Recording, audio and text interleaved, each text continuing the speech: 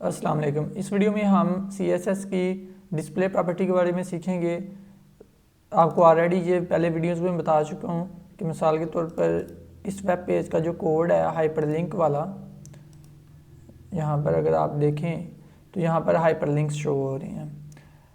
अब एलिमेंट दो तरह के होते हैं। मैं इसको ओपन विद करता हूँ नोटपैड प्लस प्लस में। ये हाइपरटेक्स्ट आप देख सकते हैं यहाँ पर लगे हुए हैं। तो यहाँ पर इनको न्यू लाइन पर लेकर आने के लिए मुझे क्या करना पड़ रहा है, BR टैग का यूज़ कर रहा हूँ मैं। अगर ये BR टैग मैं हटा दूँ, अब क्या होगा, इसको मैंने किया सेव करने के बाद यहाँ पर रिफ्रेश करते हैं तो ये एक ही लाइन में नज़र आ रहे हैं। ये पहला एलिमेंट हो गया, ये दूसरा, ये तीसरा। तो ये तीनों एलिमेंट जो हैं ए टैग वाले, ठीक है, हाइपरलिंक जो मैंने बनाए हुए हैं, ये तीनों इनलाइन एलिमेंट हैं। क्योंकि दो ही हमारे पास एलिमेंट होते हैं, ब्लॉक लेवल एलिमेंट, यहाँ तो हमारे पास होते हैं इनलाइन एलिमेंट। ये जो ए टैग के ज़रिए जो एलिमेंट बनाया जाता है, हाइपरलिंक बनाया जाता है ए टैग के ज़रिए, तो ए का मतलब होता है एंकर, ठीक है, एंकर टैग। तो एंकर टैग के ज़रिए जो हाइपरलिंक बनाया जाता है वो इनलाइन होता है। तो इनलाइन से क्या होता है कि एक एलिमेंट को जितनी स्पेस चाहिए वो उतनी ले लेता है। अब ये इसको इतनी स्पेस चाहिए थी, इसने इतनी ले ली, इसको जितनी स्पेस चाहिए थी इसने उतनी स्पेस ले ली, और इसी तरह से इसने भी। लेकिन जो ब्लॉक लेवल होता है, अब मैं ब्लॉक लेवल भी आपको बताता हूँ। अब मैं इस कोड को अगर ओपन करूँ अनऑर्डर लिस्ट के, ठीक है, इसको मैंने ओपन विद किया नोटपैड प्लस प्लस, और इसका आउटपुट भी आपको मैं चेक करवाता हूँ। तो यहाँ पर ये देखें कि जितनी स्पेस इधर चाहिए थी उसने उतनी ली है, लेकिन यहाँ पर हर लिस्ट आइटम ने एक पूरी विड्थ ऑक्यूपाई की है, मतलब 100%। इसने भी, इसने भी, इसने भी, इसने भी, मतलब ये साथ साथ नहीं आ रहे कि इसको जितनी स्पेस, इसको स्पेस तो इतनी चाहिए थी ना, लेकिन ये आगे वाली स्पेस को नहीं छोड़ा, इसलिए न्यू एलिमेंट को न्यू लाइन पर आना पड़ रहा है। तो हमारे पास दो ही एलिमेंट, दो तरह के एलिमेंट अक्सर होते हैं CSS में। वो कौन कौन से होते हैं, या तो ब्लॉक लेवल एलिमेंट होते हैं, ये देखें, ये ब्लॉक लेवल एलिमेंट्स होते हैं, यहाँ तो हमारे पास होते हैं इनलाइन एलिमेंट्स। अब यहाँ पर देखें जो div है ये भी ब्लॉक लेवल एलिमेंट है। H1 से लेकर H6 तक जितने टैग्स हैं ये भी ब्लॉक लेवल एलिमेंट है। पैराग्राफ टैग भी, उसके अलावा फॉर्म भी, हेडर भी, फूटर भी, सेक्शन भी, और सो ऑन। लिस्ट आइटम भी ब्लॉक लेवल एलिमेंट है। यहाँ पर आप देख सकते हैं ये जो लिस्ट आइटम है ये एक ब्लॉक लेवल एलिमेंट है, जबकि जो ए टैग है ये इनलाइन एलिमेंट है। अब ये जो डिस्प्ले होता है ये बाय डिफ़ॉल्ट है, इसको हम CSS के ज़रिए चेंज कर सकते हैं। मिसाल के तौर पर अगर ये मैं एंकर लिंक है, इसको मैं क्या करना चाहता हूँ, इसको मैं बनाना चाहता हूँ क्या कि इसको मैं ब्लॉक लेवल एलिमेंट बनाना चाहता हूँ। तो इसके लिए डिस्प्ले की CSS प्रॉपर्टी हम यूज़ कर सकते हैं। मैं CSS में आता हूँ और CSS में आकर इसके एलिमेंट नेम सेलेक्टर का यूज़ करते हैं, ओके। और यहाँ पर मैं लिखता हूँ डिस्प्ले, यहाँ पर मैं कर देता हूँ डिस्प्ले, क्योंकि ये इनलाइन है तो उसको मैं करता हूँ ब्लॉक, और ये ब्लॉक लेवल एलिमेंट के तौर पर काम करेगा। अब मैं करता हूँ यहाँ पर आके इसे रिफ्रेश, देखिएगा अब क्या होता है। अब देखें ये न्यू लाइन पर आ रहे हैं, मतलब कि ये पूरी पूरी विड्थ ले रही हैं ना। अब क्लियर हो गया, अब ये ब्लॉक लेवल एलिमेंट बन गए। अब ये CSS के ज़रिए मैंने ए के ज़रिए इस एलिमेंट को सिलेक्ट कर लिया तीनों को, और इनको मैंने क्या कर दिया, इनके डिस्प्ले को ब्लॉक कर दिया हुआ है। तो बाय डिफ़ॉल्ट अगर ब्लॉक नहीं होगा तो ये क्या होगा, इन लाइन होगा। तो इन लाइन में ये एक ही लाइन में जितनी इनको जगह चाहिए उतनी ऑक्यूपाई करेंगे, और फिर आगे से नया एलिमेंट शुरू हो जाएगा।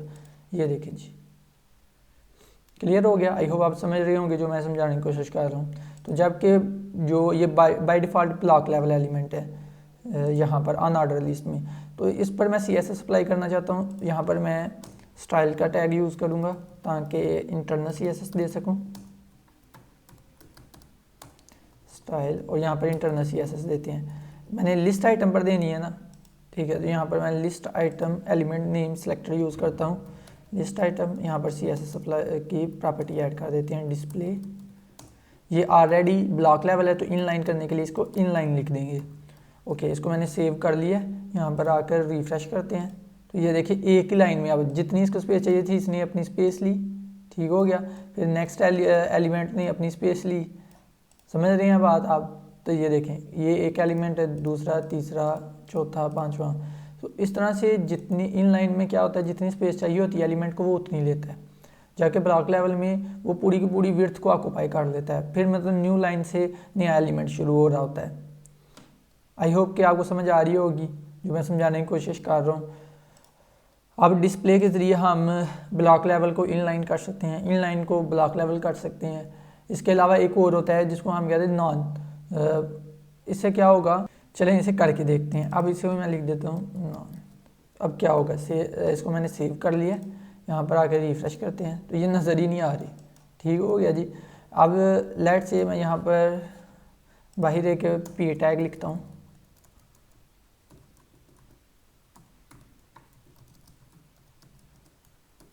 ओके, मैंने CSS लिखा, इसको सेव करते हैं।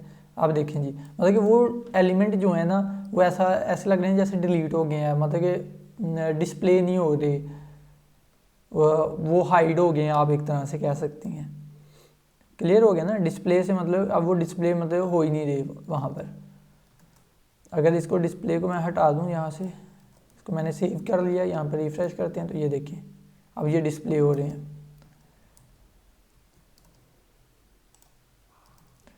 ठीक है जी। अब नेक्स्ट और भी होता है जी डिस्प्ले नॉन, ये हमने पढ़ लिया है, अभी देखा भी ऐसे करके, तो डिस्प्ले इनलाइन वगैरह ये हमने देखा। इसके अलावा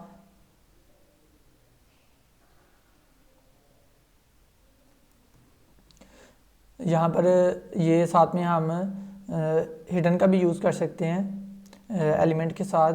इससे क्या होगा कि वो स्पेस लाजमी उतनी लेगा लेकिन वो शो नहीं होगा। लेकिन डिस्प्ले नॉन से क्या होता है, वो उसकी स्पेस भी शो नहीं होती, जिस तरह से अभी इस सिनेरियो में हो रहा है। ये देखें, ये जो लिस्ट आइटम है उनकी तो स्पेस भी नहीं ना शो हो रही।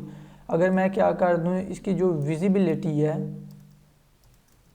जिस तरह से यहाँ पर हुआ है विजिबिलिटी, इसकी मैं क्या कर दूँ, विजिबिलिटी हिडन, वो हिडन हो जाएगा लेकिन अपनी जगह लेगा, नज़र नहीं आएगा लेकिन अपनी जगह लेगा। ये मैं इसको रिफ़्रेश करता हूँ, ये देखें लिस्ट आइटम्स इधर मौजूद हैं लेकिन वो नज़र नहीं आ रहे, वो हिडन है। क्लियर हो गया, आई होप कि आपको क्लियर होगा जी। CSS की जो डिस्प्ले प्रॉपर्टी है उसको किस तरह से यूज़ करना है, विजिबिलिटी प्रॉपर्टी को कैसे यूज़ करना है CSS में। अगर आपका कोई क्वेश्चन हो इस हवाले से तो आप कमेंट बॉक्स के ज़रिए पूछ सकते हैं, डिस्प्ले प्रॉपर्टी CSS की और विजिबिलिटी प्रॉपर्टी के हवाले से। और इस वीडियो को लाइक करें, शेयर करें और इल्म की जस्तजू यूट्यूब चैनल को लाजमी सब्सक्राइब करें और साथ में बेल आइकन पर क्लिक कर दें। Thank you so much for watching this video. Take care, अल्लाह हाफिज़।